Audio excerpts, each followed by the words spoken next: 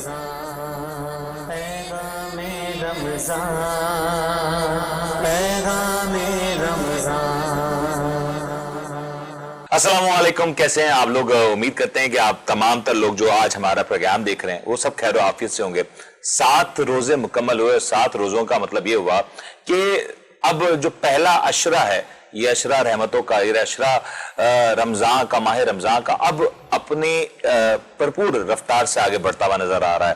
چند ہی دن گزریں گے تو یہ جو پہلا عشرہ ہے یہ اختتام پہ پہنچے گا، لیکن اس پہلے عشرے نے ابھی جانے سے پہلے بہت کچھ ہمیں دے کے جانا ہے، سکھا کے جانا ہے۔ ہمارے پروگرام میں جس طرح کا آپ فارمیٹ سمجھتے ہیں کہ ایک موضوع ہوتا ہے، اس موضوع کے پر ہم پہلے گفتگو کرتے ہیں، کچھ آپ لوگ کے سوالات ہوتے ہیں جن کو ہم اس پروگرام میں شامل کرتے ہیں، اور ہمارے ساتھ اس پروگرام میں کچھ ایسے اہل علم لوگ ہوتے ہیں، کچھ ایسے آواز کے اتنے میٹھے لوگ ہوتے ہیں جو ہر وقت اس بات کو یقینی بناتے ہیں کہ آپ کا ہر لمحہ جو قیمتی ہوتا ہے اس کو بھرپور طور پہ نہ صرف آپ محظوظ ہو سکیں بلکہ اس سے کچھ نہ کچھ اپنے اندر ایک بہتری کی تبدیلی بھی لا سکیں۔ ہمارے پچھلے پروگرام میں ہم نے آپ سے کچھ سوالات پوچھے جو کہ اسی کڑی کا سلسلہ تھے۔ ان سوالات کے جوابات دینے سے پہلے میں آپ کو متعارف کراتا چلوں کہ آج ہمارے پروگرام میں کون سی اہم شخصیات آج ہمارے ساتھ دے رہی ہیں۔ ہمارے ساتھ سب سے پہلے جو میں جس شخصیت کی تعارف کرانا چاہوں گا ان کا نام ہے علامہ مفتی عبدالرؤف قادری صاحب۔ سر السلام علیکم علامہ صاحب۔ وعلیکم السلام ورحمۃ اللہ وبرکاتہ۔ اور علامہ صاحب کے ساتھ آج اس محفل کو مزید رونق بخشنے کے لیے، کیونکہ علامہ صاحب کا جہاں پہ قد اتنا اونچا ہے، انداز اتنا خوبصورت ہے، تو نعت خوانی کا انداز بھی ویسے ہی ہونا چاہیے، تو اس انداز کو اسی معیار کے اوپر لانے کے لیے ہمارے ساتھ آج 2 بڑے خاص مہمان موجود ہیں۔ ایک ایک کر کے ذرا تعارف کراتا چلیں۔ آج ہمارے ساتھ سب سے پہلے میں تعارف کراتا چلوں جناب حافظ حامد رضا نورانی صاحب۔ ان کی ماشاءاللہ سے آواز اتنی خوبصورت، مسکراہٹ اتنی خوبصورت ہے۔ میں قاتل کہنے والا تھا، لیکن قتل تو پھر اچھا جملہ نہیں ہوتا، اچھا الفاظ نہیں ہوتا، لیکن ان کی مسکراہٹ ایسی ہے کہ آپ سمجھیں کہ زندہ ہونے کا، زندگی کا ایک احساس دلاتا ہے۔ اور جس خوبصورت انداز سے جب کلام پڑھتے ہیں، جس مسکراہٹ کے ساتھ کلام پڑھتے ہیں، تو ان کو دیکھنے کا اور ان کو سننے کا دونوں ایک اپنا مزہ ہے۔ ہم سب السلام علیکم۔ وعلیکم السلام ورحمۃ اللہ۔ ہمارے ساتھ ایک اور بڑی باکمال شخصیات موجود ہیں۔ اگین ان کا جو انداز ہے، لہجہ ہے، تلفظ ہے، مٹھاس ہے، جو زبان کی شیریں ہے، وہ بڑی ہی زبردست باکمال ہے۔ ہمارے ساتھ آج کی محفل میں جڑ رہے ہیں جناب محمد عظیم قادری صاحب، اور میں عظیم صاحب آپ کو بھی سلام کرتا ہوں۔ آپ تینوں مہمان آج ہماری اس خصوصی نشریات کا حصہ ہوئے، یہ ہم سب کے لیے ایک بڑی خوش قسمتی کی بات ہے۔ لیکن پروگرام میں آج کا موضوع بتانے سے پہلے، جو کل ہم نے آپ سے کچھ سوالات پوچھے تھے، ان سوالات کے جوابات امید ہے کہ آپ نے اس نیچے دیے گئے نمبر کے اوپر ضرور بھیجے ہوں گے، اور ہم چاہیں گے کہ زیادہ سے زیادہ لوگ اس تمام تر جو سرگرمی ہے اس میں حصہ لیں۔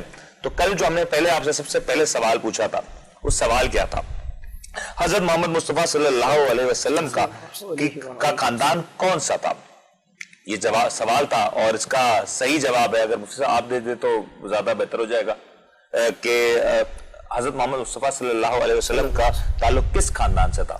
حضور نبی کریم رؤوف الرحیم صلی اللہ تعالی علیہ وسلم کا تعلق بنو ہاشم سے تھا۔ ہاشمی خاندان آپ کا کہلاتا ہے۔ ہاشمی خاندان کہلاتا ہے۔ دوسرا سوال جو ہم نے کل آپ سے پوچھا تھا وہ بڑا دلچسپ سوال ہے۔ شروع میں حضرت محمد مصطفیٰ صلی اللہ علیہ وسلم نے کس قبیلے کی بکریاں چرائیں؟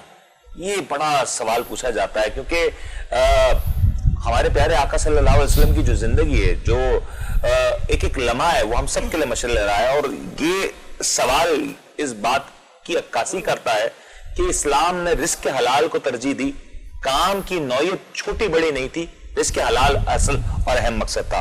تو اس کا جو جواب ہے وہ ہے بنو سعد۔ تو امید کرتے ہیں جو لوگ ہمارے تمام تر محفل کا حصہ تھے انہوں نے اس کا جواب دیا ہوگا، اور جن لوگوں نے صحیح جواب دیا ہوگا وہ یقینی طور پہ اس بارے میں ضرور جان جائیں گے۔ تیسرا سوال ہم نے پوچھا تھا، حضرت محمد مصطفیٰ صلی اللہ علیہ وسلم کے کتنے بیٹے تھے؟ تو اس میں آپ کو 4 آپشنز دیے گئے تھے، اور 1، 2، 3 اور 4، یہی 4 آپشنز تھے۔ تو صحیح جواب ہے 3 بیٹے تھے۔ چوتھا سوال ہم نے پوچھا کہ حضرت محمد مصطفیٰ صلی اللہ علیہ وسلم کی کتنی بیٹیاں تھیں؟ یہ اس سوال میں بہت سے لوگوں نے سوال جوابات جو آئے ہیں، کچھ بہت قریب تھے اور بہت سے لوگوں نے اس کا صحیح جواب بھی دیا۔ کوشش کرتے ہیں کہ سوال آپ سے جو پوچھے جائیں وہ آسان تو ہوں لیکن ساتھ ساتھ کچھ ہماری معلومات میں بھی اضافہ ہو سکے. تو اس کا جو صحیح جواب ہے وہ ہے 4 بیٹیاں تھیں. یہ جو عدد ہے 4 بیٹیوں کا، تو یہ بڑا ضروری تھا آپ کو بتانا کہ اسلام میں، اسلام سے قبل بیٹیوں کا جو معاملہ تھا، بچیوں کا جو معاملہ تھا، آج ہم اکثر بات کرتے ہیں کہ خواتین کے حقوق کیا ہیں، خواتین کے معاشرے میں شاید حقوق ہیں بھی یا نہیں، اس چیز کو لے کے سوالات تو اٹھائے جاتے ہیں. لیکن جو ہمارے پیارے آقا صلی اللہ علیہ وسلم نے جو بیان کر دیا، جو باتیں بتا دی، میرے خیال سے اس کے بعد کسی چیز کی گنجائش نہیں ہے. سبحان اللہ، ماشاء اللہ. آج کے موضوع کی طرف بڑھتے ہیں. آج کا موضوع اسی سوال سے جوڑ کے ہم نے ترتیب دیا. موضوع ہے حقوق العباد، اور حقوق العباد میں جو سر فہرست جو ہم بات کرتے ہیں وہ ہے ماں اور باپ، یعنی کہ والدین کا حق. اس موضوع کے ساتھ آج پروگرام کا باقاعدہ طور پر آغاز کرتے ہیں. تو مفتی صاحب آپ سے ذرا عرض کریں گے کہ حقوق کے بارے میں پہلے تو بتائیں نا کہ حقوق العباد کیا ہے. آج اگر ہم اپنے معاشرے میں دیکھیں تو حقوق کے نام پہ ہمیں اپنا حق لینا تو یاد آتا ہے، کسی کو حق دینا یاد نہیں آتا. سبحان اللہ. الحمدللہ رب العالمین والصلاة والسلام علی سید الانبیاء والمرسلین وعلی آلہ وصحبہ اجمعین. اما بعد فاعوذ باللہ من الشیطان الرجیم. بسم اللہ الرحمن الرحیم. وما خلقت الجن والانس الا لیعبدون. صدق اللہ العظیم. سب سے پہلے تو آپ کا بہت بہت شکریہ کہ آپ نے اتنے زبردست رمضان المبارک کی بابرکت ٹرانسمیشن میں مجھ فقیر کو مدعو کیا. اللہ رب العالمین ہمارے اس پروگرام کو اور اس کے ذریعے سے جو ہم پیغام آفاق عالم میں پہنچا رہے ہیں اس میں اللہ تعالیٰ ہمیں کامیابی عطا فرمائے. آمین. میں ابتدا میں تو جو آپ نے سوالات کا سلسلہ رکھا ہوا اتنا زبردست ہے کہ یہ ہوتا تو 1 سے 1.5 منٹ کا سیگمنٹ ہوتا ہے، جوابات مل جاتے ہیں، لیکن اس میں بہت زبردست علم ملتا ہے. مثال کے طور پر آپ نے جو دوسرا سوال آج کا ہم نے جواب دیا ہے کہ رسول اللہ صلی اللہ تعالیٰ علیہ وسلم بکریاں آپ نے چرائیں. اگر محبت کے انداز میں اس کو بیان کیا جائے تو یوں کہا جائے گا کہ آپ صلی اللہ علیہ وسلم نے بکریوں پر شفقت فرمائی، بکریوں کو اپنی صحبت سے نوازا. تو اب یہاں پر جو آپ نے بتایا نا کہ بعض لوگ یہ پوچھتے ہیں کہ رزق حلال کے اوپر، حضور صلی اللہ تعالیٰ علیہ وسلم معلم کائنات تھے، پوری کائنات کو سکھانے کے لیے آئے تھے. سبحان اللہ. اس کائنات میں، اس پوری امت میں جو امیر ہے اس کے لیے بھی آئیڈیل رسول اللہ صلی اللہ علیہ وسلم کی ذات ہے، جو انتہائی غریب ہے اس کے لیے بھی رسول اللہ صلی اللہ علیہ وسلم کی ذات آئیڈیل ہے. تبھی تو رحمت للعالمین کہا گیا، جی نہ جی کہ رحمت جی للمسلمین. کیا بات ہے، کہا گیا. محسن انسانیت، رحمت للعالمین. آپ کے نام الفاظ تو ہم ختم ہو سکتے ہیں. اعلیٰ حضرت فرماتے ہیں نا تیرے تو وصف عیب تناہی سے ہے بری. جی. تناہی کہتے ہیں اینڈنگ کو، اینڈ جہاں ہو جائے نا، لام محدود ہے نا. ہاں لام محدود. تیرے تو وصف عیب تناہی سے ہے بری، حیران ہوں میرے شاہ میں کیا کیا کہوں تجھے. تو یہاں غریبوں کے لیے، اب بعض لوگ اس نیچر کے ہوتے ہیں کہ وہ جو ہے جب ان کو کوئی کام دیا جائے، اس میں فروٹ کا ٹھیلا لگانا ہے یا کہیں بازار میں کپڑے لگانے یا کچھ ایسا، یار میں یہ کام کروں گا. تو جب آپ صلی اللہ علیہ وسلم جو امام الانبیاء ہیں، جب آپ نے بکریاں چرا لیں تو آپ نے اعلان کر دیا، بتا دیا کہ رزق حلال میں تم نے پیچھے نہیں ہٹنا. رزق حلال کے معاملے میں یہ کجی محسوس نہیں کرنی دل کے اندر، یہ محسوس نہیں کرنا کہ یہ تو چھوٹا ہلکا کام ہے. رزق حلال اگر ہے تو اس کی طرف بندے کو بڑھ جانا چاہیے. سبحان اللہ. لیکن علامہ صاحب ایک چیز اس میں بہت اہم یہ بھی تو آتی ہے نا، اس زمانے میں بھی ہمارے پیارے آقا نے جس چیز کو ترجیح دی وہ کاروبار کو ترجیح دی. جی. اور پھر رزق حلال میں آج ہم دیکھتے ہیں کہ لوگ کہتے ہیں اپنا کاروبار اگر چھوٹا ہو تو لوگ بتانے میں شرم محسوس کرتے ہیں. یا آج کوئی آپ دیکھیں جرم کا کام ہو، غلط کام ہو تو سینہ چوڑا کر کے ڈٹائی کے ساتھ ہم بات کرتے ہیں کہ ٹھیک ہے دیکھو ہم نے اتنے ارب روپے کی کرپشن کر لی، لیکن آج مال تو ہے. لیکن کیا وہ معیار تھا کہ چلیں ٹھیک ہے اتنی زیادہ رزق کی فراوانی بظاہر نظر نہیں آتی تھی، لیکن برکتیں کتنی تھی. آج مال ضرور موجود ہے لیکن سکون موجود نہیں. اس وقت یہی تو ترغیب دی گئی تھی. آپ صلی اللہ علیہ وسلم نے رزق حلال کی طرف ایک تو ترغیب دی، دوسرا انفاق فی سبیل اللہ، اللہ کی راہ میں صدقہ کرنا. حضور صلی اللہ علیہ وسلم کی بارگاہ میں کمی کچھ نہیں تھی، لیکن حضور صلی اللہ علیہ وسلم سب لٹا دیتے تھے، کسی کو خالی نہیں لوٹاتے تھے. جو حضور کی بارگاہ میں آتا تھا وہ دامن بھر کر ہی جاتا تھا. سبحان اللہ. اور یہ آج بھی ہے کہ حضور کے دربار سے نوازا جاتا ہے.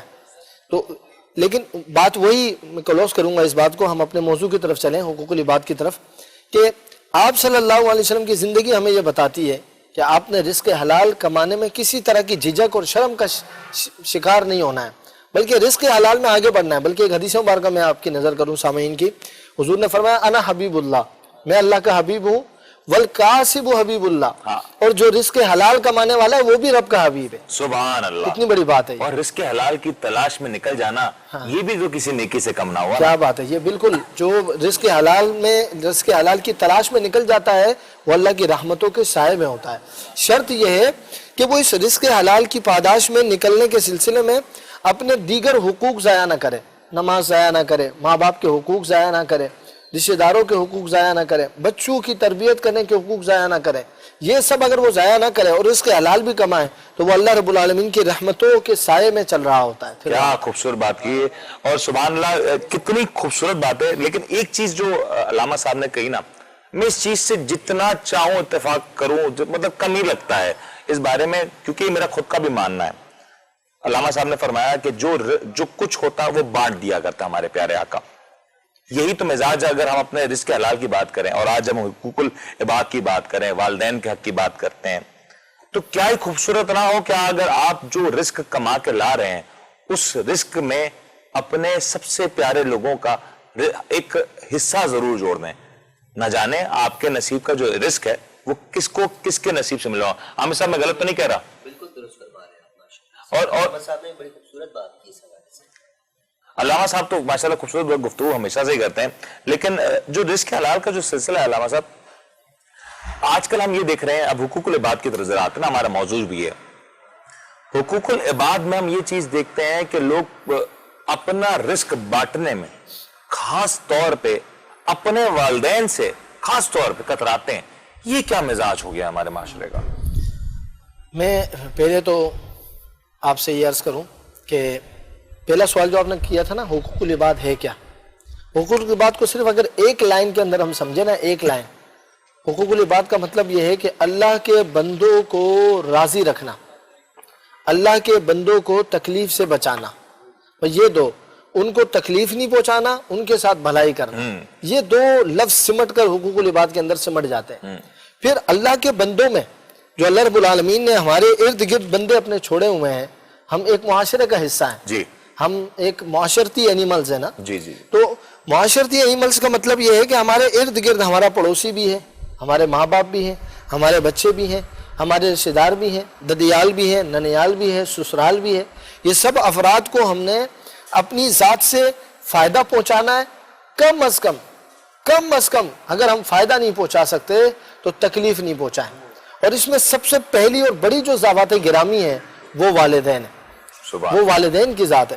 میں آپ کو قرآن مجید ہم پڑھتے ہیں، رمضان المبارک بابرکت مہینہ ہے، معذرت سے پڑھتے ہی ہیں، جی معذرت کے ساتھ سمجھتے تو ہے نہیں ہم میں سے کوئی بھی نا، سمجھنا کیوں نہیں چھوڑ، مطلب تو سب کیا بولے تھے، موضوع کہیں اور میں چلے جائے موضوع سے آپ موضوع کی طرف پھر ہم نکل جائیں گے، بھٹک جائیں گے۔ تو موضوع پہ رہتے ہوئے میں عرض کرنا چاہوں گا، وہ بات آپ کی بالکل صحیح ہے، 100% جو آپ نے بات ارشاد فرمائی صحیح ہے کہ ہم صرف قرآن پڑھتے ہیں، اور اب تو اس سے آگے نکل گئے، اب ہم قرآن پڑھتے نہیں ہیں، قرآن کو ادب سے رکھتے ہیں، اب رکھنے کی کتاب اور ہے۔ اتنی اونچی جگہ پہ رکھ دیتے ہیں کہ کبھی کبھار دل بھی ہو جائے کہ کھولنے کا، تو اس میں اتنی سستی ہو جاتی ہے کہ وہاں تک آتی بالکل، نہ اللہ پہنچے۔ تعالیٰ ہمیں اس سے محفوظ فرمائے، ان غفلتوں سے واپس آنے کی توفیق عطا فرمائے۔ آمین۔ اقبال نے وہ شعر کہا نا کہ تھے تو وہ تمہارے ہی آبا مگر تم کیا ہو، ہاتھوں پہ ہاتھ دھرے منتظر فردا ہو۔ کیوں؟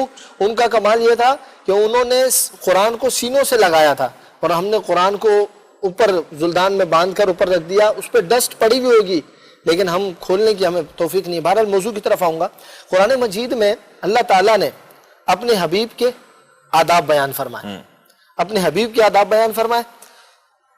ہماری جو ارد گرد لوگ ہیں، ان لوگوں میں دو شخصیتوں کا ذکر اللہ تعالیٰ نے بارہا ذکر کیا ہے، اور وہ والدین ہیں۔ جی، کہیں فرمایا وَبِالْوَالِدَيْنِ إِحْسَانًا، کبھی فرمایا وَقَضَىٰ رَبُّكَ أَلَّا تَعْبُدُوا إِلَّا إِيَّاهُ وَبِالْوَالِدَيْنِ إِحْسَانًا۔ یہ والدین کے ساتھ حسن سلوک کا بارہا تذکرہ کیا ہے، اور اپنی عبادت کے فوراً بات کیا ہے۔ وجہ یہ ہے کہ اللہ تعالیٰ فرماتا ہے اِمَّا يَبْلُغَنَّ عِنْدَكَ الْكِبَرَ أَحَدُهُمَا أَوْ كِلَاهُمَا فَلَا تَقُل لَّهُمَا اُفٍّ۔ ان دونوں میں سے کوئی بزرگی کو پہنچ جائے، کوئی بڑھاپے کو پہنچ جائے، اس کا مطلب ہے ضعف کو پہنچ جائے، کمزور ہو جائے، مالی طور پر بھی کمزور ہو سکتے ہیں، ٹھیک ہے، اور صحت کے طور پر بھی کمزور ہو سکتے ہیں، اف تک نہیں کہنا۔ اب یہ اتنا جو اللہ رب العالمین نے والدین کی سختیاں، والدین کے اتنے حقوق بچے پر لاگو کیے ہیں، اس کی وجہ کیا ہے؟ اس کی وجہ یہ ہے یہاں ایک سبق سکھا رہا ہے اللہ تعالیٰ. دیکھیں حضور کی ایک حدیث ہے، اس سے ریلیٹ کریں. حضور نے فرمایا من لم یشکر الناس لم یشکر اللہ، جو لوگوں کا شکر ادا نہیں کرتا وہ اللہ کا بھی شکر ادا نہیں کرتا. علماء فرماتے ہیں کہ دنیا میں ہم کس وجہ سے آئے؟ ماں باپ کی وجہ سے آئے. ماں باپ ہیں تو ہم ہیں، اگر ماں باپ نہ ہوتے تو ہم بھی نہیں ہوتے، نہ آپ ہوتے، نہ حامد بھائی ہوتے، نہ میں ہوتا. تو اگر ہم ہیں تو ہمارے ماں باپ کی وجہ سے. تو جس طرح مجازی طور پر، حقیقی طور پر نہیں، مجازی طور پر دنیا میں آنے کے اسباب ہمارے ماں باپ ہیں، تو اللہ تعالیٰ یہ فرما رہے ہیں اپنے ماں باپ کی تعظیم کرو. جو اپنے ماں باپ کی تعظیم کرے گا ہو ہی نہیں سکتا کہ وہ اپنے خالق حقیقی تعظیم نہ کرے. کیا خوبصورت بات کی. اور میں مفتی صاحب آپ کی اجازت سے ایک جملے کا، ایک الفاظ کا اضافہ کرنا چاہوں گا. ہم ہیں ہمارے ماں باپ کی بدولت. آج ہماری جو شخصیات ہے نا، جس کے اوپر ہم اتنا کرتے ہیں کہ آج میں دیکھو اتنا بڑا بزنس مین ہو گیا، آج دیکھو بھئی میں اتنا بڑا تاجر ہو گیا، آج میں اس رتبے پہ پہنچ گیا، اس مقام پہ پہنچ گیا. تو خدا را یہ جو مقام جو آپ کو اور مجھے، ہم سب کو جو حاصل ہوا، یہ ہمارے ماں باپ کی دعاؤں کے طفیل ہی حاصل ہو سکا. اس کے علاوہ اس میں کوئی گنجائش نہیں ہو سکتی تھی. میرے پاس ایک بریک پہ جانا ہے، لیکن بریک پہ جانے سے پہلے ہم نے 2 کام کرنے ہیں.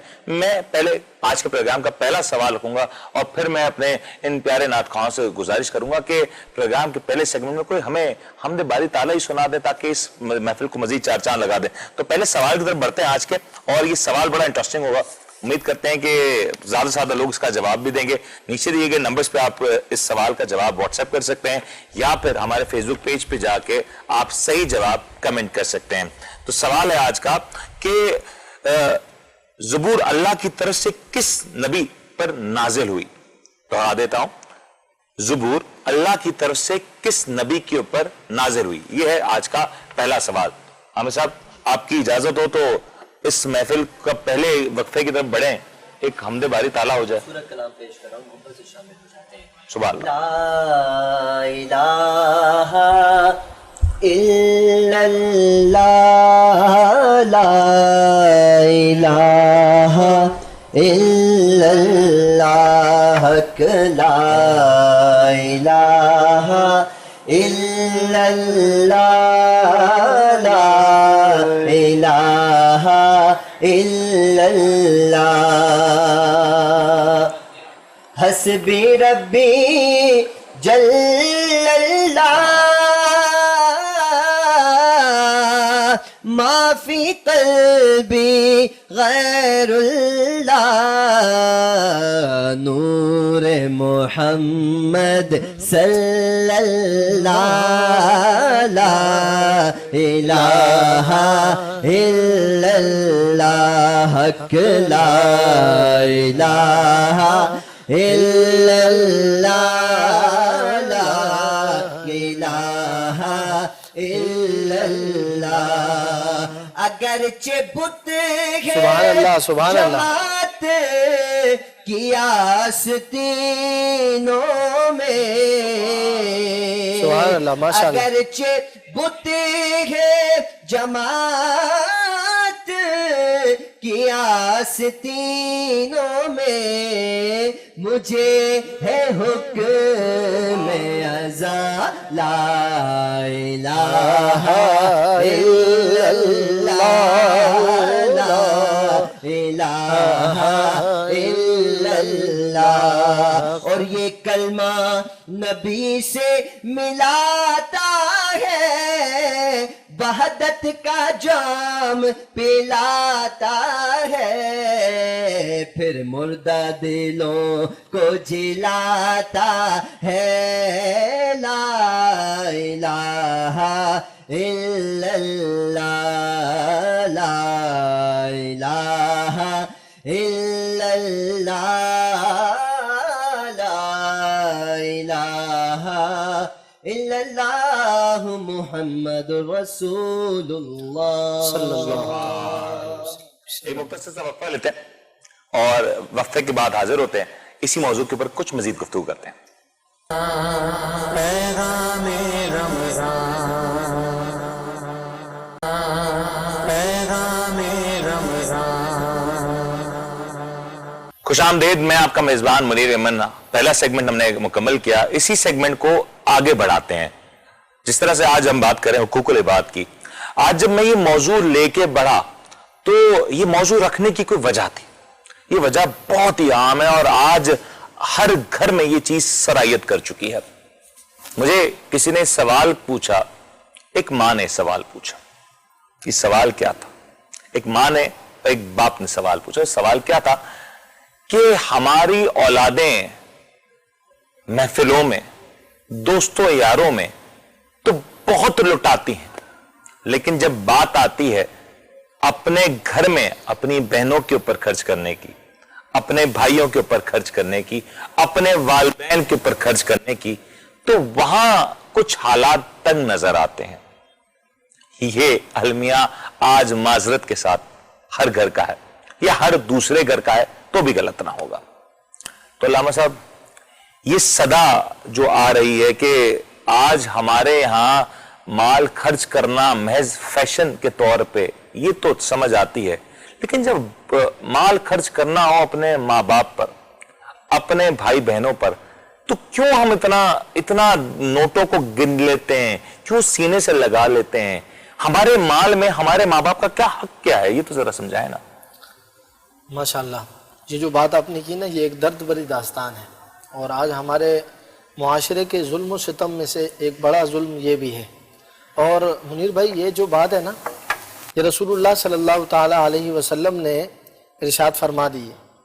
1450 साल पहले आपने जब क़यामत की निशानियां बयान की ना, जहाँ आपने फरमाया शराब आम हो जाएगी, गुनाह आम हो जाएंगे, जहाँ आपने फरमाया दीगर निशानियां बताई, वहाँ आपने एक बात ये भी इरशाद फरमाई कि लोग अपने दोस्तों, यारों और बाहर वालों को अपने घर वालों पर, अपने वालिदैन पर तरजीह देंगे। ये तो अपनी बीवियों को अपने वालिदैन पर तरजीह देंगे।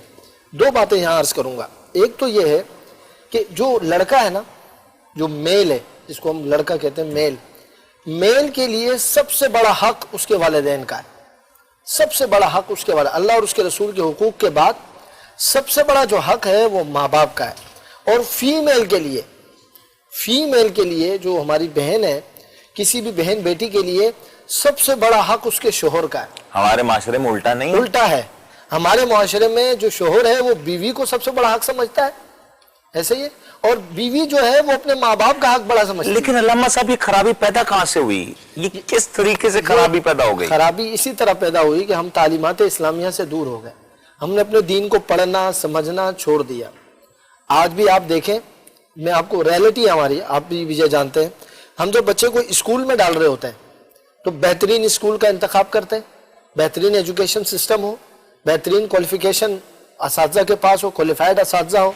लेकिन मदरसे में, हाँ बाजी के पास भेज दो, 1 घंटे के लिए भेज दो, वो जो मदरसा लगता है छत पे वहाँ भेज दो, ना मदरसे का हाल पता है, ना असातिज़ा के बारे में। यानी हमारी जो प्रायोरिटीज़ के अंदर है वो दुनिया है, आखिरत नहीं है, दीन नहीं है। जब हम दीन को अपनी तरजीहात में शामिल कर लेंगे तो ये चीज़ ख़त्म हो सकेगी। अल्लामा साहब, आपने बात बहुत खूबसूरत की है। एक सवाल हम आज आपने स्कूल का जिक्र किया ना, जहन में आ रहा है, हमारे दीन में जो बच्चे को तरबियत के लिए जो घर से निकालने का हुक्म है, जरा ये तो बताइए क्या है?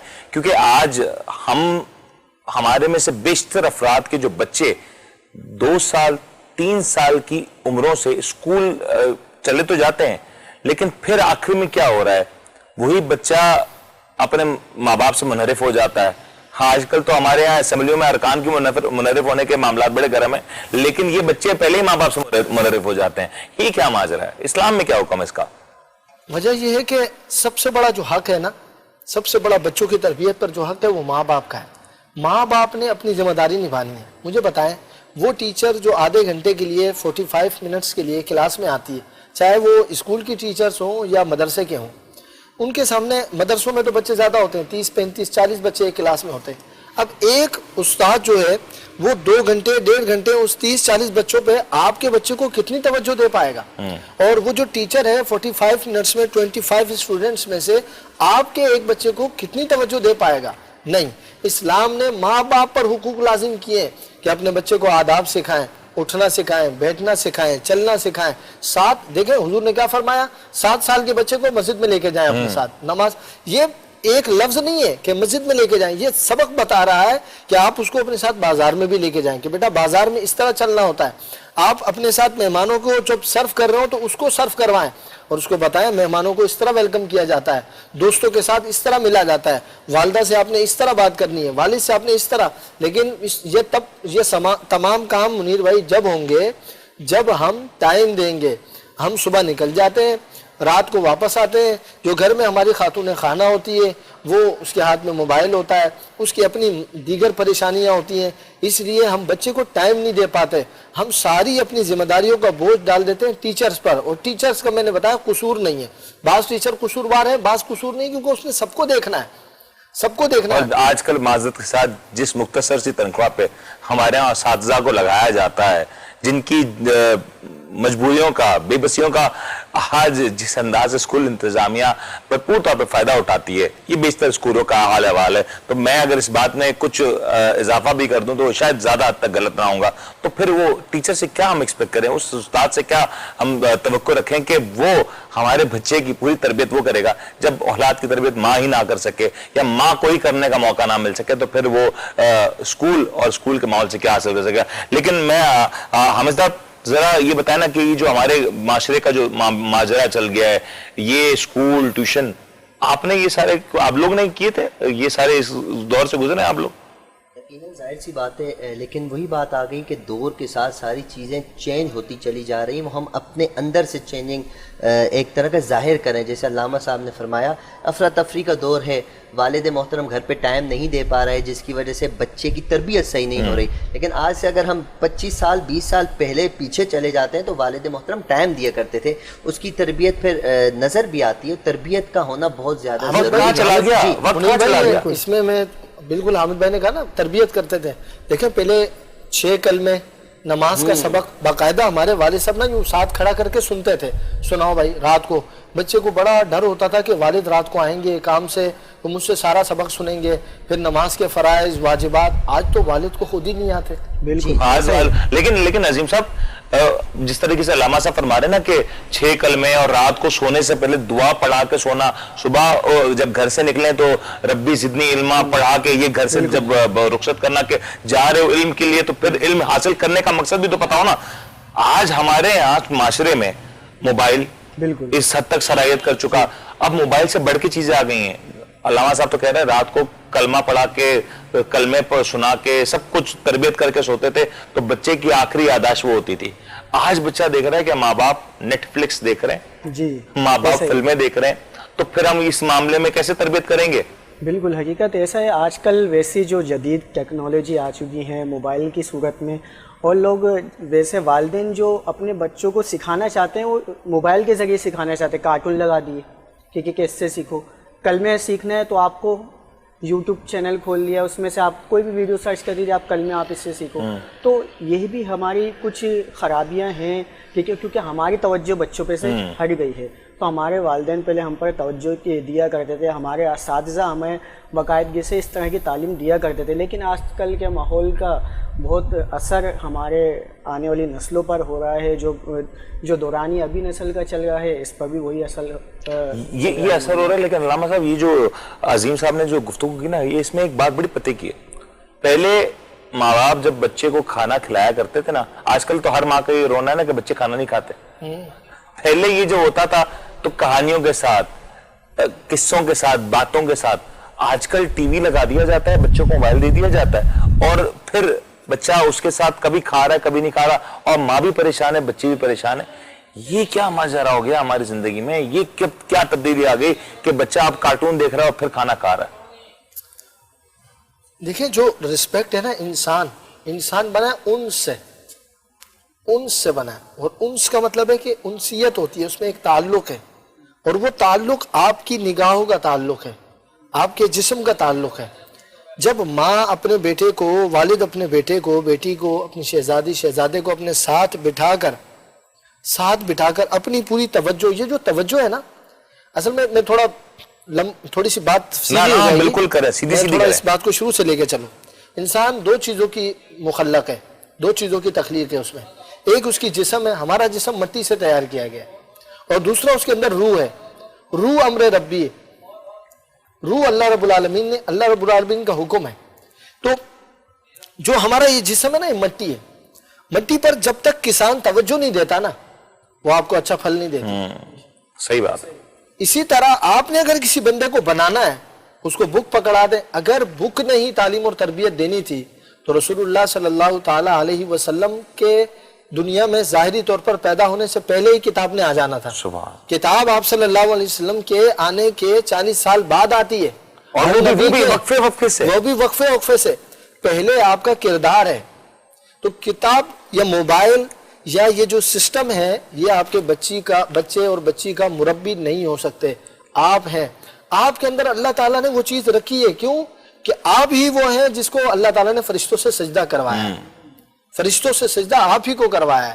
انسان کو یہ ریلائز کرنا ہے دوبارہ ماں اور باپ کو کہ, اور جن ماں باپ نے میری ان باتوں سے وہ ماں باپ اتفاق کریں گے جو گھر میں اپنے بچوں کو توجہ دیتے ہیں. ہم نے دیکھا ہے ہمارے گھروں میں بھی جو ماں باپ اپنے بچوں پر توجہ سے پیش آتے ہیں ان کے بچے نکھر کر حامد بھائی, عظیم بھائی اور منیر بھائی آپ جیسے معاشرے کو مل جاتے ہیں. اور جو نہیں دیتے وہ پھر ہوتا ہے امام صاحب کے پاس آتے ہیں 15 16 20 سال کے بعد رو رہے ہوتے ہیں امام صاحب وہ بچہ بگڑ گیا, یہ ہو گیا, ماحول میں نا امام صاحب کو تعویذ دیتے بچہ ضد کرنے. تعویذ نہیں, آپ جو سب سے بڑی تعویذ ہے نا آپ ہیں.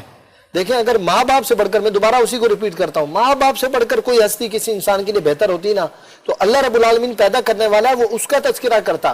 لقمان حکیم نے نہیں فرمایا اپنے بچے کو بھی یہی تربیت کی, بیٹا ووصینا الانسان بوالدیہ, اپنے والدین کے ساتھ احسان کرنا ہے. احسان اور عدل یہ دو چیزیں, اس پر وائنڈ اپ کروں گا. عدل یہ ہوتا ہے منیر بھائی آپ نے میری مشکل میں مجھے 100 روپے دیے, میں نے آپ کو دوبارہ آپ کی مشکل میں 100 روپے دیے, یہ کہلاتا ہے عدل. عدل برابری. آپ نے مجھے 100 روپے دیے اور میں آپ کو 120 ریٹرن کروں تو یہ کہلاتا ہے احسان. سبحان اللہ. اللہ تعالیٰ والدین کے ساتھ احسان کا تقاضا کر رہا ہے کہ جو تمہارے ماں باپ نے تمہارے ساتھ بھلائیاں کی ہیں تم ان سے بڑھ کر بھلائی کرو. سبحان اللہ. اور بڑھ کر کوئی کر ہی نہیں سکتا. ہم تو عدل نہیں کر سکتے جتنا ماں باپ نے ہم پر احسان کیا ہے, ہم وہ عدل نہیں کر سکتے. لیکن اللہ تعالیٰ ترغیب دینے کے لیے فرمایا احسان کرنا ہے, بڑھ کر تم نے ان کے ساتھ پیش آنا. مفتی صاحب میرا بڑا دل ہو رہا ہے میں عظیم صاحب سے ایک کلام سنوں, لیکن میں ایک چاہوں گا ایک بات کے اوپر ضرور بات کی جائے. آج ہم کتنے ہی خوش قسمت ہیں, ہم میں سے کتنے سارے لوگ کتنے خوش قسمت ہیں جن کے سروں پر ہمارے والدین یعنی کہ ماں اور باپ دونوں کا سایہ سلامت ہوگا. میں ان خوش نصیبوں میں سے ایک ہوں. اور میری زندگی کا اگر سب سے بڑا کوئی سرمایہ ہے تو وہ یقینی طور پہ میرے ماں باپ, میرے والدین ہیں. لیکن ایک شخص, ایک ذات ایسی تھی جس نے اپنے بڑی کم عمری میں اپنے والدین کو کھو دیا. وہ کیسے اپنی والدین کے لیے تڑپتے تھے. میں بات کر رہا ہوں ہمارے پیارے نبی حضرت محمد مصطفیٰ صلی اللہ علیہ وسلم کی, کہ جب وہ امام صاحب حضرت صاحب میں چاہوں گا آپ ہی اپنے خوبصورت انداز میں بتا دینا کہ ہمارے پیارے آقا کس انداز سے اپنی ماں کو یاد کیا کرتے تھے جب وہ اس اپنی ماں کی قبر مبارک پہ جایا کرتے تھے, تو کیا کیفیت ہوتی تھی. اگر آپ ہی بتا دیں تو میرے خیال سے سننے والوں کو احساس ہو جائے, جن کی مائیں حیات ہیں شاید وہی اس بات کو سمجھ لیں. منیر بھائی پھر وہی بات کہ محسن کائنات اور محسن انسانیت رحمت للعالمین ذات رسول اللہ صلی اللہ علیہ وسلم کی ذات ہے. آپ صلی اللہ تعالیٰ علیہ وسلم 6 سال کے تھے تو آپ کی والدہ ماجدہ وصال فرمائے, اور آپ ابھی پیدا دنیا میں ظاہری طور پر آئے بھی نہیں تھے کہ آپ کے والد کا وصال ہو گیا تھا. پھر حضرت سیدنا عبد المطلب رضی اللہ تعالیٰ عنہ, بعد میں پھر حضرت ابو طالب نے آپ کی پرورش فرمائی. حضور صلی اللہ تعالیٰ علیہ وسلم اپنی والدہ ماجدہ کو یاد کیا کرتے تھے, صحابہ کرام سے ان کا تذکرہ بھی کیا کرتے تھے, اور بعد میں آپ صلی اللہ علیہ وسلم کا ان کی قبروں پر جانا یاد بھی ہے. اور جس سفر میں حضور صلی اللہ علیہ وسلم ساتھ تھے اپنی والدہ کے, تو حضور جب آپ کی والدہ کا وصال ہوا تو حضور صلی اللہ علیہ وسلم بلک بلک کر رو رہے تھے. اور یہ لیکن آپ صلی اللہ تعالیٰ علیہ وسلم نے اپنی سیرت کے اندر جو والد کا, جو والدہ کا, جو بہنوں کا جو تعلیم اور ان کے ساتھ حسن سلوک کا ایک مزاج بتایا. حضور کی ایک حدیث مبارکہ ہے, حضور نے ارشاد فرمایا جو شخص یہ چاہتا ہے کہ اس کے مال میں اور اس کی عمر میں برکت ہو, دیکھیں یہی دو ہر بندے کی تقریباً تمنا ہے, رزق بھی بڑا ہو, مال ہو, دولت ہو, اور عمر بھی تھوڑی زیادہ مل جائے, ہر ایک کی یہ تمنا ہوتی ہے. حضور نے فرمایا جو چاہتا ہے کہ اس کے رزق میں, اس کی مال میں برکت ہو تو وہ اپنے ماں باپ پر اور اپنے ماں باپ کے جو بہن بھائی ہیں, جو رشتہ دار ہیں, ان کے ساتھ حسن سلوک کریں. ایک صحابی حضور کی بارگاہ میں حاضر ہوئے اور عرض کرنے لگے کہ یا رسول اللہ صلی اللہ علیہ وسلم, مجھے فرمائیے میں کچھ نیکی کرنا چاہتا ہوں. سب سے بڑی نیکی کیا ہے؟ حضور نے فرمایا تمہارے ماں باپ زندہ ہیں. عرض کی یا رسول اللہ بالکل میرے ماں زندہ ہے. حضور نے فرمایا جاؤ اپنی ماں کے ساتھ حسن سلوک کرو. دنیا میں سب سے بڑی نیکی اگر کوئی ہے تو وہ ماں باپ کے ساتھ حسن سلوک کرنا ہے. بلکہ ماں باپ کی عظمت کو اگر کہیں سے سمجھا گیا ہے اور کہیں سے یہ عظمت ملی ہے تو وہ دربار رسالت مآب صلی اللہ تعالی علیہ وسلم ہی کی بارگاہ سے ماں باپ کو عظمت ہے. سبحان اللہ. یہ بڑی خوبصورت بات ہے. بلکہ ہم سب کے لیے سوچنے کا لمحہ فکری ہے کہ آج اگر ہمارے سروں پر ہمارے ماں باپ کا سایہ سلامت ہے تو ہم اس کی قدر کریں. اور جن کے سروں پر اب یہ سایہ موجود نہیں آپ آج بھی ان کے لیے صدقہ جاریہ بن سکتے ہیں. یہ آپ کے اوپر ہے کہ آپ ان کے لیے کون سا سامان پیدا کرتے ہیں. میں ایک سوال پوچھوں گا جو آج کا کوئی چاہوں گا اس کا جواب بھی آپ لوگ دیں. اور پھر میں چاہوں گا کہ محمد عظیم قادری صاحب سے ہم ایک بڑا خوبصورت سا کلام سنیں کہ جب بات ہو حضور پاک صلی اللہ علیہ وسلم کی شان مبارک کی تو پھر اس محفل کو اس کلام سے ضرور ہم نے منور ضرور کرنا ہے. تو سوال آج کا ہے کہ آپ صلی اللہ علیہ وسلم کے ساتھی کو سیف اللہ کے لقب سے نوازا گیا. آپ صلی اللہ علیہ وسلم کے کس ساتھی کو سیف اللہ کے لقب سے نوازا گیا؟ آپشنز ہیں حضرت ابو بکر صدیق, حضرت عمر فاروق, حضرت علی مرتضیٰ اور خالد بن ولید. تو یہ 4 آپشنز ہیں. میں چاہوں گا جو آپ کو بہتر جواب لگتا ہے تو اس کے بارے میں ضرور جواب دیجیے گا. نمبرز آپ کی اسکرین پہ موجود ہیں اور چاہیں تو آپ واٹس ایپ پہ اس کو میسج کر سکتے ہیں یا فیس بک پہ ہمارے پیج پہ جا کے کمنٹ سکتے ہیں. تو جی سر عظیم قادری صاحب. اپنے دامان شفاعت میں چھپائے رکھنا, اپنے دامان شفاعت میں چھپائے رکھنا, میرے سرکار میری بات بنائے رکھنا, میرے سرکار میری بات بنائے رکھنا. اور ان کے ہو جاؤ ہر ایک چیز انہی سے مانگو,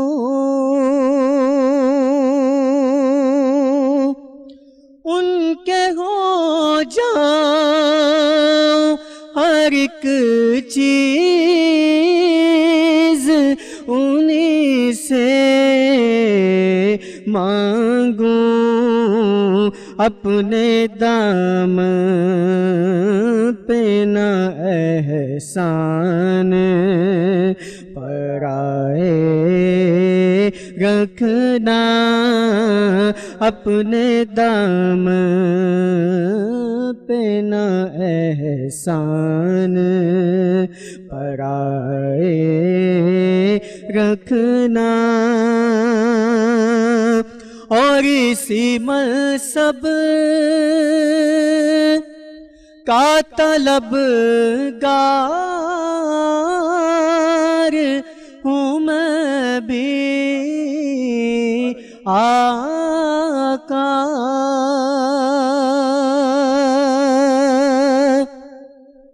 آقا اسی منصب کا طلبگار ہوں میں بھی آقا, خاک ہوں میں مجھے قدموں سے لگائے رکھنا, خاک ہوں میں مجھے قدموں سے لگائے رکھنا.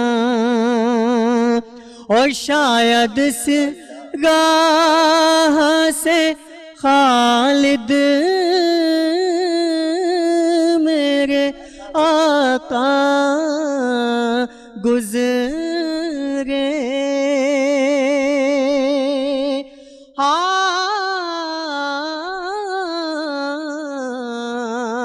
شاید اس راہ سے خالد میرے آقا گزرے اپنی پلکوں کو سرے راہ بچھائے رکھنا اپنی پلکوں کو سرے راہ بچھائے رکھنا اپنے دامان شفاعت میں چھپائے رکھنا.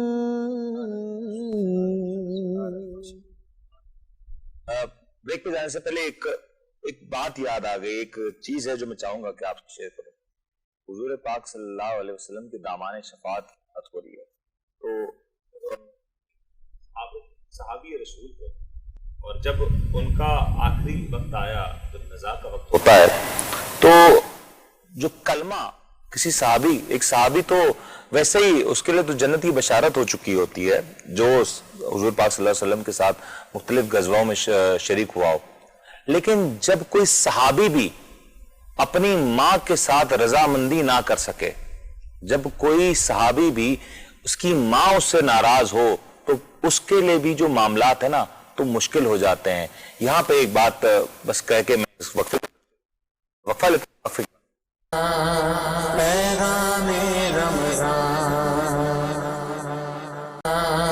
پیغام رمضان. خوش آمدید پروگرام میں آپ کو پھر سے شامل کرتے ہیں اور آپ کو ایک بار پھر سے ویلکم کرتے ہیں. ابھی ہم نے آج بڑے خوبصورت گفتگو کی اور وہ تھی حقوق العباد کے حوالے سے, لیکن اب کچھ سوالات ہیں. یہ سوالات آپ کی طرف سے جو ہمیں موصول ہوئے, وہی سوالات آج ہم علامہ صاحب کے سامنے رکھیں گے اور ہمارے جو پیارے دوست ہیں ان کے سامنے بھی رکھیں گے, کیونکہ کچھ مزے کے سوالات بھی ہوتے ہیں آپ کی طرف سے. تو اگر آپ بھی ہمارے ساتھ اس پروگرام کا حصہ بننا چاہتے ہیں تو سوالات ضرور بھیجیں. سوالات بھیجنے کا طریقہ وہی ہوگا کہ واٹس ایپ کا جو نمبر آپ کے پاس آ رہا ہے, اس نمبر پہ آپ سوالات اپنے بھیج سکتے ہیں. فیس بک پیج پہ آ کے ہمارے پروگرام کے لنک کے اوپر آپ اپنے سوالات ضرور کر سکتے ہیں. تو جو سوالات ابھی ہمیں موصول ہوئے ہیں ان کی طرف ذرا بڑھتے ہیں اور علامہ صاحب سے پوچھتے ہیں. کچھ سنجیدہ ہیں, کچھ مزاحیہ ہیں, تمام تر نوعیت کے سوالات جو آپ نے بھیجیں وہ ہم علامہ صاحب کی نظر کر دیں گے.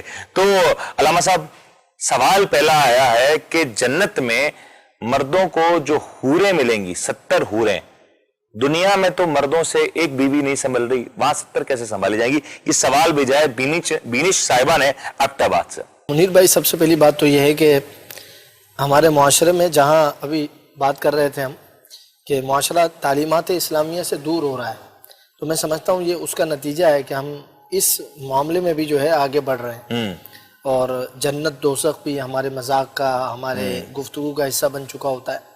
حالانکہ جنت اور دوزخ یہ وہ کنسیپٹ ہیں, وہ نظریات ہیں, اور یہ وہ خیال ہے کہ جب جنت کا خیال آتا ہے تو انسان کی نگاہیں جھک جاتی ہیں, بندہ مومن کا سر جھک جاتا ہے اپنے شرم سے کہ مجھے جس رب العالمین نے عظیم جنت کا مجھے سرمایہ دار بنایا ہے کہ میں نے عبادات کر کے اس جنت کو کمانا ہے, لیکن میں گناہ کر کے اپنے آپ کو جنت سے دور کر رہا ہوں, دوزخ سے بچنا ہے.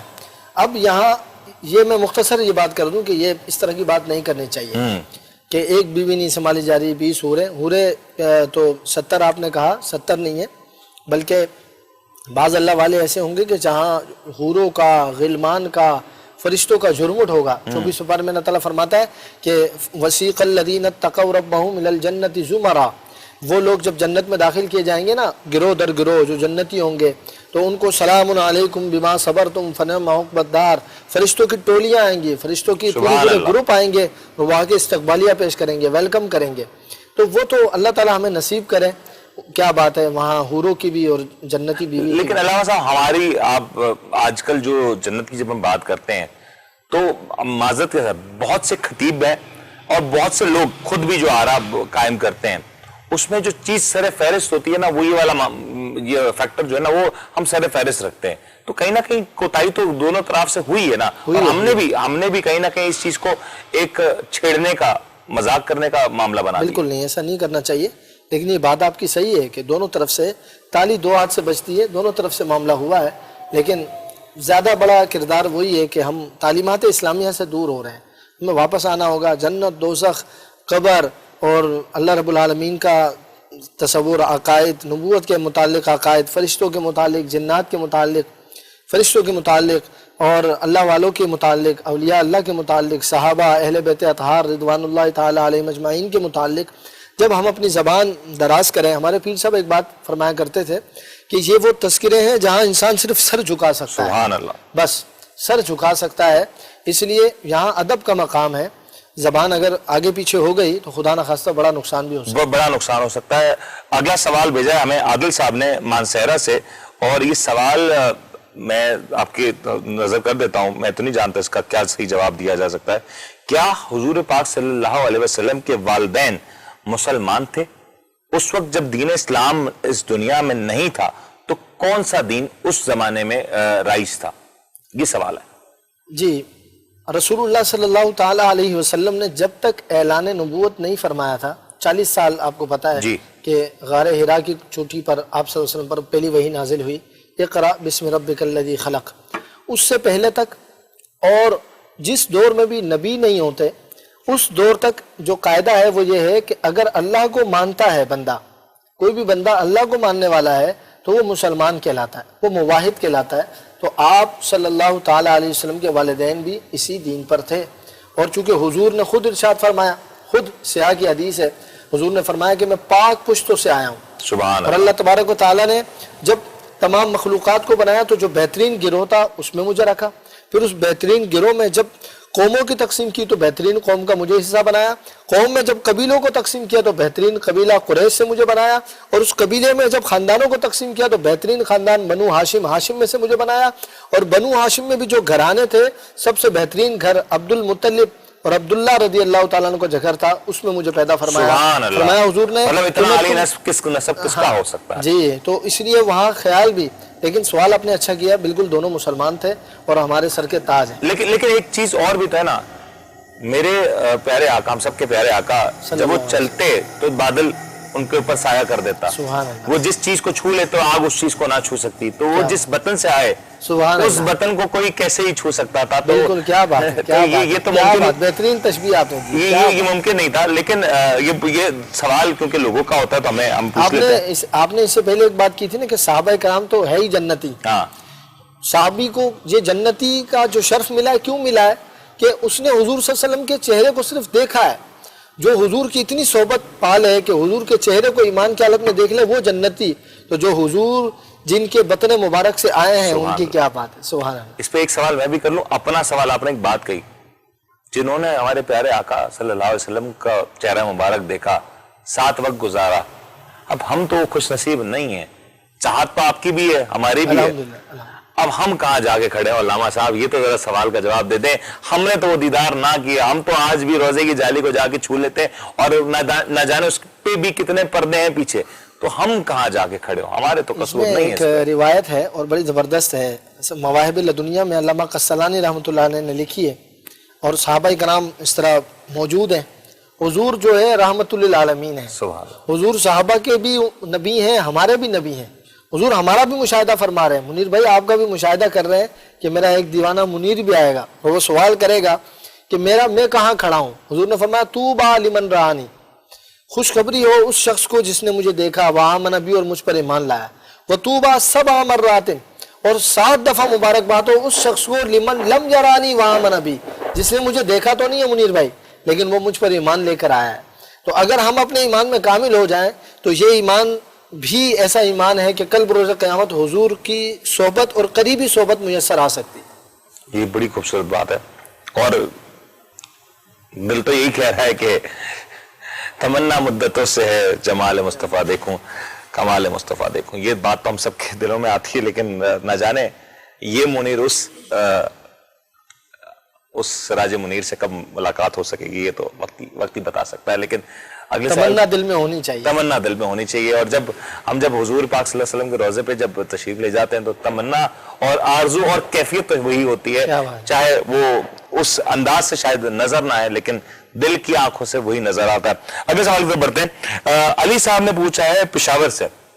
علی صاحب پوچھ رہے ہیں کہ کیا سر کو ڈھانکنا دوران نماز نہ ڈھانکا ہو تو نماز ہو جاتی ہے؟ ہو جاتی. اور اس میں کیا احکامات کیا ہیں؟ اگر کوئی شخص سر کو نہ ڈھانپے، ننگے سر نماز پڑھے، نماز تو ہو جاتی ہے لیکن بعض فقہا نے اس کو مکروہ لکھا ہے، اس لیے سر ڈھانپ کر نماز پڑھی جائے. عبداللہ صاحب نے ہندوستان سے سوال پوچھا ہے کہ اگر ہمارے سامنے کوئی غیبت کر رہا ہو اور اس محفل کا ہم بھی حصہ ہوں، چاہے ہم اس میں گفتگو کے طور پہ شریک نہ ہوں، تو کیا اس کا گناہ ہم پہ بھی آئے گا؟ بالکل آئے گا. اس کا بائیکاٹ کرنا آپ کے لیے ضروری ہے، کیونکہ غیبت جو ہے نا یہ قرآن مجید کی آیت سے ثابت ہے اور کبیرہ گناہ ہے. تو اللہ تبارک و تعالیٰ قرآن میں ارشاد فرماتا ہے کہ وَلَا تَعَاوَنُوا عَلَى الْإِثْمِ وَالْعُدْوَانِ، گناہ اور سرکشی کے کاموں میں تعاون مت کرو. تو جب ہماری محفل میں یا ہم کسی محفل میں بیٹھے، اگرچہ ہمیں بولنے کی یا ہم گفتگو کے لیے وہاں حاضر نہیں ہوئے، کچھ اور افراد ہیں جو بول رہے ہیں، اگر وہ کسی غیبت کا شکار ہو رہے ہیں تو ہم پر لازم ہے کہ ہم روکیں. اگر ہم روک نہیں سکتے تو اس کا بائیکاٹ کرتے ہوئے، احتجاج کرتے ہوئے ہم وہاں سے چلے جائیں. یہ بڑی خوبصورت بات ہے کہ اگر آپ کوئی چیز کم سے کم دل میں برا سمجھیں اور کوشش کریں کہ اس محفل سے اگر دور ہو جائیں، کیونکہ یہ اندیشہ تو ہے نا کہ کبھی نہ کبھی آپ اس میں مسکراہٹ کے طور پہ، سر ہلانے کے طور پہ اس کا حصہ عام طور پہ ہم بچ جاتے ہیں. تو اگلے سوال کی طرف بڑھتے ہیں. اگلا سوال ہے، یہ پوچھ رہے ہیں بشارت صاحب راول پنڈی سے. میں نے گھر تعمیر کیا قرض لے کے، قرض دینے کی جو مدت ہے وہ پوری ہو چکی ہے، اب میرے لیے کیا احکامات ہوں گے؟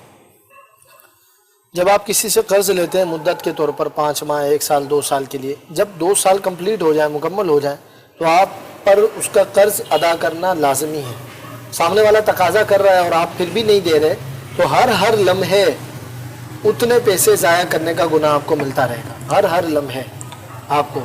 اب اس میں مستحب یہ ہے کہ اگر دینے والے کے پاس نہیں ہے، وہ مفلس ہے، ابھی تک اس کے حالات ایسے نہیں ہوئے، تو جس نے قرض دیا اس کے لیے بہتر یہ کہ وہ ٹائم پیریڈ بڑھا دے اور زیادہ ثواب ملے گا. مطلب اجازت کے ساتھ، اگر رضامندی کے ساتھ معاملات طے ہو جاتے ہیں تو یہ میرے خیال سے زیادہ خوش اسلوبی کا معاملہ ہے نہیں. لیکن معذرت کے ساتھ ہمارے ہاں جب اس طرح کی روایت، اس طرح کی مثالیں قائم نہیں ہیں کہ ہمارے ہاں جب قرض لیا جائے تو صحیح طور پہ دیا جائے. آپ کی جائز بہت سے لوگوں کی ایشوز ہوتے ہیں، وجوہات ہوتی ہیں، لیکن پھر بھی شک و شبہات کی تو گنجائش ہر جگہ رہتی ہے. تو اس لیے کوشش کریں کہ یہ معاملہ اگر احسن طریقے سے حل ہو جائے اور اگر ان کے جو معاملات ہیں بہتر ہو جائے تو بہت بہتر ہوگا. لیکن بریک پہ جانے کا وقت ہو رہا ہے، لیکن میں چاہوں گا حافظ صاحب آپ کی کوئی خوبصورت کلام ہمیں سنا دیں تاکہ ہم. کیوں کرنا میرے دل میں ہو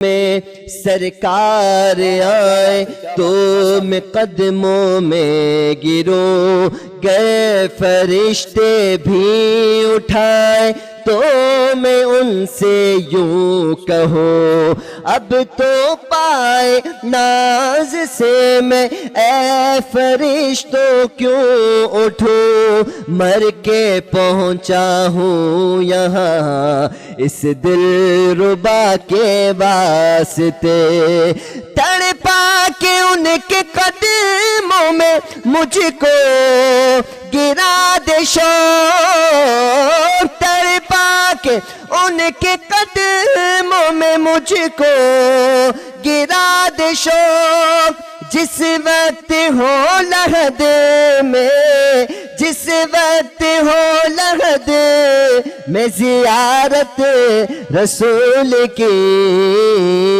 جنت میں لے کے جائے گی چاہت رسول کی سبحان اللہ. صرف چاہت ہی ہونا کافی نہیں ہوگا، کچھ عمل بھی ضروری ہوگا، لیکن چاہت ہونا بنیادی ضرورت ہے، بنیادی معاملہ ہے. چاہت ہوگی تو عمل ہوگا. اسی پہ ایک چھوٹا سا وقفہ شامل کرتے ہیں، وقفے کے بعد پروگرام میں واپس آتے ہیں. پیغام رمضان، پیغام رمضان. خوش آمدید ایک بار پھر سے آپ کو ہمارے اس پیغام رمضان نشریات میں آپ سب کو خوش آمدید کرتے ہیں. آج کے پروگرام میں ہم نے آپ سے جو سوالات پوچھے میں ذرا دہراتا چلوں اور کچھ نئے سوالات ہیں وہ بھی آپ کی نظر کر دوں تاکہ آپ ان تمام تر سوالات کے جوابات دے سکیں. میں پہلے سوال سے دہرا دوں گا اور اس کے بعد تمام 4 سوال آپ کی نظر ہو جائیں گے. تو پہلا سوال جو ہم نے پوچھا کہ زبور اللہ کی طرف سے کس نبی پر نازل ہوئی؟ سوال کا جو ممکنہ جوابات ہو سکتے ہیں حضرت ابراہیم علیہ السلام، حضرت داؤد علیہ السلام، حضرت موسیٰ علیہ السلام اور حضرت عیسیٰ علیہ السلام. صحیح جواب آپ کو جو بھی لگتا ہو وہ نیچے دیے گئے نمبرز پہ آپ بھیج سکتے ہیں. اگلا سوال جو ہے انجیل اللہ کی طرف سے کس نبی پر نازل ہوئی؟ سوال کے جو ممکنہ جوابات ہو سکتے ہیں حضرت ابراہیم علیہ السلام، حضرت داؤد علیہ السلام، حضرت موسیٰ علیہ السلام اور حضرت عیسیٰ علیہ السلام. ایک اور سوال جو آپ کے ساتھ ہوگا، جو سوال تیسرا ہوگا وہ ہوگا کہ آپ صلی اللہ علیہ وسلم کس ساتھی کو سیف اللہ کے لقب سے نوازا گیا؟ حضرت ابو بکر صدیق، حضرت عمر فاروق، حضرت علی المرتضیٰ اور حضرت خالد بن ولید. چاروں میں سے جو آپ کو لگتا ہے صحیح جواب ہے وہ آپ ہمیں بھیج سکتے ہیں. پروگرام کا آخری سوال، چوتھا سوال میں آپ کی طرف نظر کر دیتا ہوں. حرب فجار میں جب حضرت محمد صلی اللہ علیہ وسلم کی عمر 20 سال تھی، قریش اور اس کے اتحادیوں کی قیادت کس نے کی؟ یہ بڑا اہم سوال ہے. اس میں جو جواب ممکنہ طور پہ ہیں وہ ہیں ابو جہل، ابو لہب، امیہ بن امیہ، حرب بن امیہ.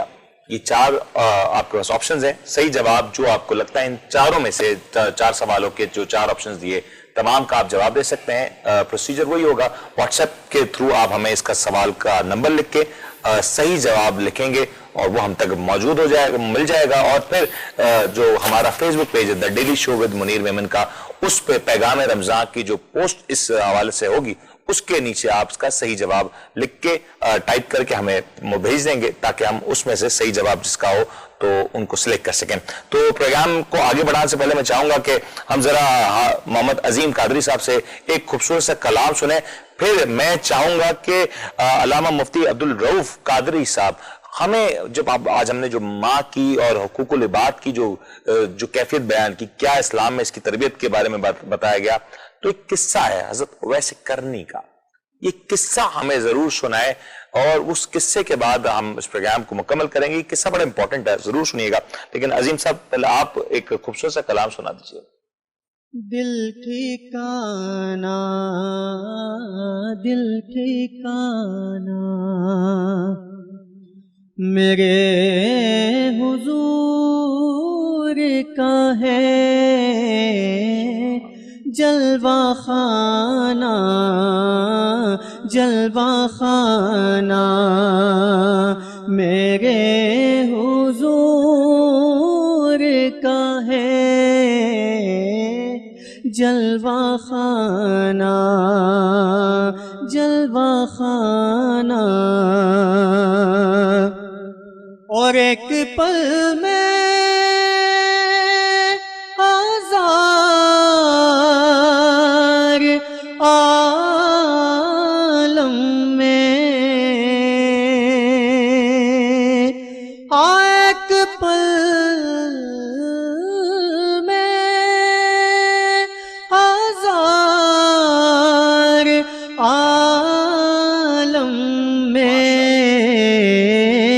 آنا جانا، آنا جانا میرے حضور का है आना जाना, आना जाना मेरे हुजूर का है। और अकीदे का क्या खूब शेर है कि नेमतें सब वही खिलाते हैं, नेमतें सब वही खिलाते हैं, दाना दाना दाना दाना मेरे हुजूर का है, दाना दाना हाँ दाना दाना मेरे हुजूर का है। और जिन पे उतरी है तत्हीर, और जल पे उतरी है तत्हीर, वो घराना घराना वो घराना मेरे हुजूर का है, वो घराना हाँ वो घराना मेरे हुजूर का है। और जिक्र शामिल नमाज में खालिद, हाँ जिक्र शामिल नमाज में खालिद, पंज गाना हाँ पंज गाना मेरे हुजूर का है, पंज गाना मेरे हुजूर का है। सुभान अल्लाह, सुभान अल्लाह। क्या खूबसूरत अंदाज है कि ये सब तुम्हारा करम है, आका के बाद अब तक बनी हुई है, और यही जो दाना दाना मेरे हुजूर का है। तो किसी दाने के हवाले से आप बदगुमान ना होइएगा कि खुदा आपको कभी भी जिसने आज तक रिस्क दिया वो आगे भी जरूर देगा, तो रिस्क हलाल को जरूर तरजीह दीजिएगा।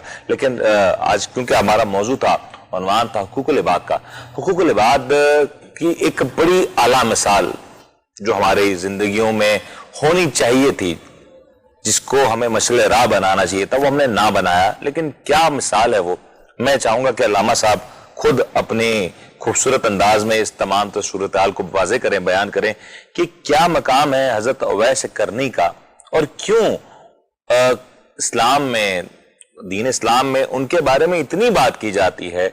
आखिर क्या ऐसी चीज है जिस चीज ने उन्हें इतना मकबूल कर दिया और उनकी मकबूलियत की वो वजह बन गई। तो अल्लामा साहब, मैं चाहूंगा कि आज का जो सेगमेंट है किस्से का, जो वो आप बताएं कि क्या मामला है ये। बिस्मिल्लाहिर्रहमानिर्रहीम। सैयदना उवैस करनी रज़ी अल्लाह ताला अन्हु मोहब्बत का निशान है, मोहब्बत की अलामत है।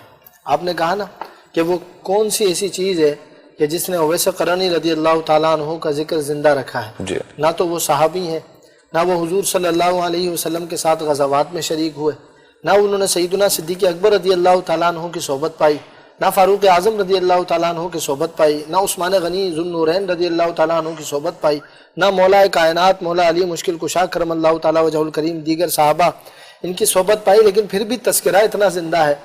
वो इकबाल ने भी कहा ना कि ये किसके इश्क का फैज़ आम है, रूमी फना हुआ हबशी को दवाम है। तो बिलाल हबशी का जहाँ इश्क और मोहब्बत की दुनिया में तस्करा किया जाता है, वहीं सैयदना उवैस करनी रज़ी अल्लाह ताला अन्हु का तस्करा किया जाता है। हुजूर सल्लल्लाहु अलैहि वसल्लम ने जहाँ दीगर मुस्तकबिल की खबरें आपने इरशाद फरमाई کہ قیامت میں اس طرح ہوگا اور میری امت اس طرح تقسیم ہوگی اور یہ وہاں پر حضور نے سیدنا عمر رضی اللہ تعالیٰ عنہ موجود تھے، مولا علی مشکل کشا کرم اللہ تعالیٰ وجہ الکریم بھی موجود تھے. حضور نے فرمایا اے عمر تمہارے پاس یمن سے اویس بن عامر آئیں گے، اگر ہو سکے تو ان سے دعا کروا لینا. سبحان اللہ. اللہ اکبر. یہ بڑے بڑے جلیل القدر صحابہ موجود ہیں، لیکن حضور حضرت اویس قرنی کا تذکرہ فرما رہے ہیں. فرمایا وہ اپنی ماں کی خدمت میں مصروف عمل ہے. حضرت اویس قرنی رضی اللہ تعالیٰ عنہ کئی دفعہ ارادہ کر چکے کہ میں رسول اللہ صلی اللہ علیہ وسلم کی بارگاہ میں جاؤں اور حضور سے جا کر حضور کی شرف زیارت حاصل کروں، آپ کی زیارت کروں، لیکن ظاہری طور پر آئے نہیں. اور یہاں وہ بات بھی جو کچھ دیر پہلے آپ کر رہے تھے نا کہ حضور صلی اللہ علیہ وسلم کرم فرمائے، تو وہ کرم ہے. حضور نے حضرت اویس قرنی رضی اللہ تعالیٰ عنہ، حضرت اویس قرنی کی حضور صلی اللہ علیہ وسلم سے ملاقات نہیں ہوئی ہے، لیکن حضور اویس قرنی رضی اللہ تعالیٰ عنہ کا حلیہ بیان فرما رہے ہیں. اور جب حضرت عمر اور حضرت علی کی حضرت اویس قرنی سے ملاقات ہوتی ہے تو وہ رسول اللہ کا حلیہ بیان کرتے ہیں. سبحان اللہ. دیکھا نہیں ہے لیکن نہ دیکھ کر بھی حلیہ بیان کر رہے ہیں. کیا بات ہے. حضور نے حضرت عمر رضی اللہ تعالیٰ عنہ سے فرمایا ملاقات ہوئی تو ان سے دعا کروانا. حضرت اویس قرنی رضی اللہ تعالیٰ عنہ کی کچھ علامات آپ صلی اللہ علیہ وسلم نے ارشاد فرما دی. فرمایا ان کے جسم پر برس کے داغ ہوں گے، لیکن وہ داغ ختم ہوں گے، کچھ رہ جائیں گے. بعض نے کہا پہلو میں، بعض نے کہا ہتھیلی پر ان کے داغ ہوں گے. جب رسول اللہ صلی اللہ تعالیٰ علیہ وسلم ظاہری دنیا سے پردہ فرما گئے، جب تک تھے اویس قرنی رضی اللہ تعالیٰ عنہ کے والد کا تو انتقال ہو چکا تھا، والدہ حیات تھی. آپ اپنی والدہ کی خدمت میں مصروف تھے منیر بھائی. والدہ ہی کی خدمت کے سبب آپ حج پر بھی نہیں گئے. حج اتنا اور نیکیاں تو ایسی، آپ عبادات میں مصروف رہتے تھے، کم کھانا تناول فرماتے تھے، زیادہ مال آ جاتا غربا میں تقسیم کر دیا کرتے تھے، ایسے عبادت گزار. حضور نے فرمایا اگر اویس قسم اٹھا لے تو اللہ تعالیٰ اویس قرنی کی قسم کو پوری فرماتا ہے. سبحان اللہ. ایسی شان. حضور نے فرمایا میری امت کی بخشش اویس قرنی کے ہاتھ سے ہوگی. اویس قرنی سے دعا کروا لینا میری امت سے. حضور اپنی امت سے سب سے زیادہ محبت کرتے ہیں، لیکن امت کی بخشش کی دعا اویس قرنی سے ہو رہی ہے. ایسی عبادت گزاری آپ کی ہو، پھر آپ سوچیں حج چھوڑ دیا، آپ حج پہ نہیں گئے، کیوں؟ ماں کی خدمت میں. اور حج کا بھی حج بولتے ہیں نا، اعلیٰ حضرت فرماتے ہیں نا حاجیو آؤ شہنشاہ کا روزہ دیکھو، کعبہ تو دیکھ چکے اب کعبے کا کعبہ دیکھو. حضرت اویس قرنی کعبے کا کعبہ رسول اللہ صلی اللہ علیہ وسلم کی بارگاہ میں بھی نہیں آئے، کیوں؟ ماں کی خدمت کر رہے تھے. آج جو ہمارے نوجوان ماں باپ پر دوسری چیزوں کو فوقیت دیتے ہیں، اویس قرنی رضی اللہ تعالیٰ عنہ کا درس ہے. جب حضرت عمر رضی اللہ تعالیٰ عنہ کے پاس یمن کا سامان پہنچا تو آپ نے اس سامان میں اویس قرنی رضی اللہ تعالیٰ عنہ کو ڈھونڈ رہے تھے، اتنے میں آپ مل گئے. حضرت عمر رضی اللہ تعالیٰ عنہ نے پوچھا کہ آپ ہی کا نام اویس بن عامر ہے؟ فرمایا جی ہاں میرا نام اویس بن عامر ہے. پھر حضرت عمر رضی اللہ تعالیٰ نے پوچھا کہ اے اویس قرنی آپ کی والدہ حیات ہے؟ آپ نے فرمایا ہاں میری والدہ حیات ہے. آپ نے پھر آفر بھی کی عہدہ وغیرہ دینے کی. اویس قرنی رضی اللہ تعالیٰ نے کیا فرما رہے ہیں؟ فرمایا نہیں امیر المومنین مجھے عام لوگوں میں رہنا پسند ہے، مجھے عام زندگی گزارنا پسند ہے. پھر دعا کروائی. جب حضرت اویس قرنی رضی اللہ تعالیٰ عنہ سے حضرت عمر رضی اللہ تعالیٰ عنہ اور مولا مشکل کشا مولا علی کرم اللہ تعالیٰ وجہ الکریم کی ملاقات ہوئی تو اویس قرنی رضی اللہ تعالیٰ عنہ نے ان سے سوال کیے کہ تم نے رسول اللہ کو دیکھا ہے نا، بتاؤ میرے نبی کیسے تھے، بتاؤ وہ جو آپ نے جملہ کہا نا کہ ان کا نام لبوں پر آئے میٹھا میٹھا منہ ہو جائے، ان کے بول بہاروں جیسے اور اصحاب ستاروں جیسے، گھر سے باہر جایا کرتے سر پہ بادل سایہ کرتے. سبحان اللہ. حضرت اویس قرنی حضور کی بارگاہ میں شرف صحبت ظاہری طور پر نہیں حاصل کیا، لیکن حضور کرم کیسا فرماتے ہیں. حضور نے ایسا جلوہ حضرت اویس قرنی رضی اللہ تعالیٰ عنہ کو عطا فرمایا. خیر التابعین، تابعین میں سب سے پہلے نمبر پر ہیں.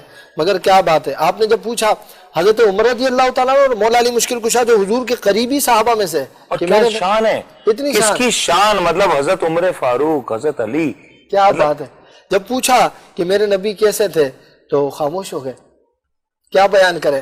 حضرت اویس قرنی پھر دوسرا سوال کیا، کتابوں میں لکھا ہے سیرت کے اندر کہ یہ بتائیں احد کے اندر حضور صلی اللہ علیہ وسلم کی کس طرف کے دندان مبارک شہید ہوئے، سیدھی طرف کے یا دوسری طرف کے؟ تو وہ نہیں بتا سکے. سیدنا وہ خاموش رہے دونوں صحابہ کرام. حضرت اویس قرنی رضی اللہ تعالیٰ نے فرمایا میرے سارے دانت میں توڑ چکا ہوں. جب مجھے یہ خبر پہنچی کہ میرے نبی صلی اللہ تعالیٰ علیہ وسلم کے دندان مبارک کے کنارے شہید ہوئے ہیں تو میں نے یہ سوچ کر کہ سیدھی طرف کا یہ دانت شہید ہوا ہوگا میں نے وہ توڑ دیا. پھر میں نے سوچا ہو سکتا ہے اس کے ساتھ والا، سارے دانت حضور کی محبت میں توڑ دیا. اللہ اکبر. سیدنا اویس قرنی حضور سے اتنی محبت کر رہے ہیں لیکن ساتھ میں اپنی والدہ کی خدمت میں مصروف ہونے کی وجہ سے دنیا کو یہ پیغام دے رہے ہیں کہ دیدار رسول سے بڑھ کر کوئی بات نہیں ہے، مگر حضور کا کرم بھی اگر چاہتے ہو تو ماں کی خدمت میں لگ جاؤ. جب حضور کا ماں کی خدمت کرو گے تو رسول اللہ خود کرم فرما دیں گے، خود آ کر اپنا چہرہ مبارک بھی دکھائیں گے، اپنی زیارت بھی کروائیں گے. یہ ویسے قرنی رضی اللہ تعالیٰ. سبحان اللہ سبحان اللہ. اور کیا یہ جو شان ہے، یہ جو فضیلت ہے، یہ صرف اور صرف ماں کی خدمت کا نتیجہ ہے، ماں باپ کی خدمت کا نتیجہ ہے. تو آج ہم مدرس ڈے تو سیلیبریٹ کر لیتے ہیں، لیکن خدا را روز کا جو دن ہے، آپ کا ہر ایک لمحہ مدرس ڈے ہے، فادرز ڈے ہے، آپ کے بھائیوں کا، آپ کی بہنوں کا دن ہے، آپ کی بیوی کا، آپ کے بچوں کا دن ہے. تو اس چیز کے اوپر کوشش کریں کہ اگر ہم گامزن ہو جائیں تو شاید کچھ بہتری ضرور آ جائے گی. آج جو فاصلے بڑھتے ہوئے نظر آ رہے ہیں نا، یہ فاصلے کافی حد تک سمٹ جائیں گے، کیونکہ پروگرام کا وقت اب بہت ہی اختتام پہ پہنچ رہا ہے. میں چاہوں گا کہ حافظ حامد رضا نورانی صاحب ذرا کلام ایسا سنا دیں جس کے بعد ہم اس پروگرام کو بس وائنڈ اپ کرتے ہیں. ماں کی شان کے حوالے سے پیش کر رہا. خدا نے مجھ کو دیا ماں تیری دعاؤں سے، ماں تیری دعاؤں سے ملا ہے جو بھی ملا، ماں تیری دعاؤں سے، تیری دعاؤں سے. ماں کی دعا جنت کی ہوا، ماں کی دعا جنت کی ہوا.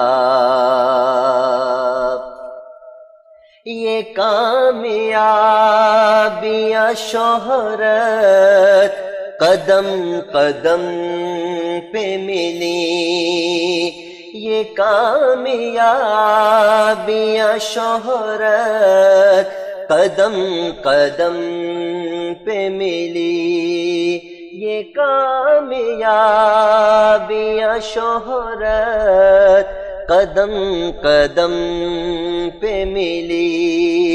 یہ احترام میرا ماں تیری دعاؤں سے، یہ احترام میرا ماں تیری دعاؤں سے. ماں والو تم خوش قسمت ہو، زندہ تمہاری ماں ہے. ماں والو تم خوش قسمت ہو، زندہ تمہاری ماں ہے. ان سے ذرا پوچھو نہ جا کر جن کی ماں نہیں ہے، ماں کی دعا جنت کی ہوا، ماں کی دعا جنت کی ہوا. طواف میں نے کیا کسی مروا بھی، جو عمرہ میں نے کیا ماں تیری دعاؤں سے. اور مجھے گرانے پہ حاسد تلے ہوئے تھے، مگر میں دشمنوں سے بچا ماں تیری دعاؤں سے، تیری دعاؤں سے. ماں تیری دعاؤں سے. سبحان اللہ. ماں کی دعا کی کیا بات ہے. کیونکہ آج پروگرام کا وقت اختتام پہ پہنچ رہا ہے. آج کا وقت کتنا جلدی گزر گیا اس بات کا احساس تک نہ ہوا.